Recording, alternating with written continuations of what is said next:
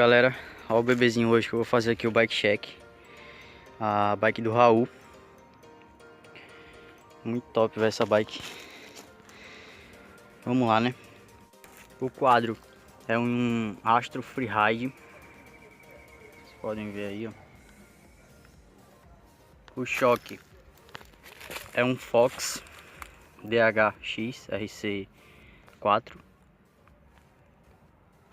Se eu estiver falando alguma bosta aí, vocês me corrijam, não entendo muito ainda. Aqui na traseira é um câmbiozinho Z. O cassetezinho aqui é Shimano. Não sei quantas velocidades. 3, 4, 5, 6, 7, 9 velocidades. O pé de vela é um Z também. E o...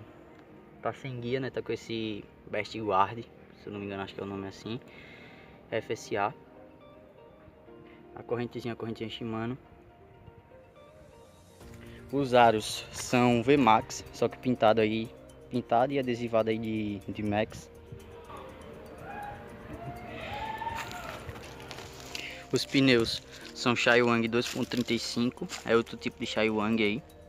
O cubo eu não sei a marca, mas eu vou botar aí, vou perguntar ele depois.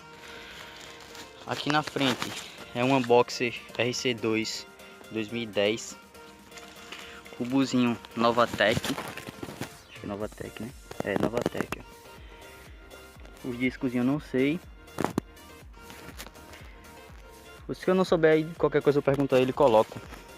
O guidão é um guidão Bazooka. É 800 mm. Os freiozinhos é um Deore. Meu irmão, pensa num freio gostoso, vamos ver. O passador é... eu não lembro que marca, se eu não me engano é Z também. Os punhozinhos é aqueles punhos da TSW. A mesinha aí eu não sei, vou perguntar ele aí, eu coloco aí. E a caixa de direção é Venzo. A mesinha tá adesivada, a suspensão também tá adesivada. Adesivada não, envelopada. Eita viagem. E os pedalzinhos é um DX. Acho que faltou nada não, né? O canote aqui, oxe, nome da gota. Qualquer coisa eu coloco aí. E o bancozinho aí é da TSW. Eu acho que não faltou nada não. Acho que tá top, velho.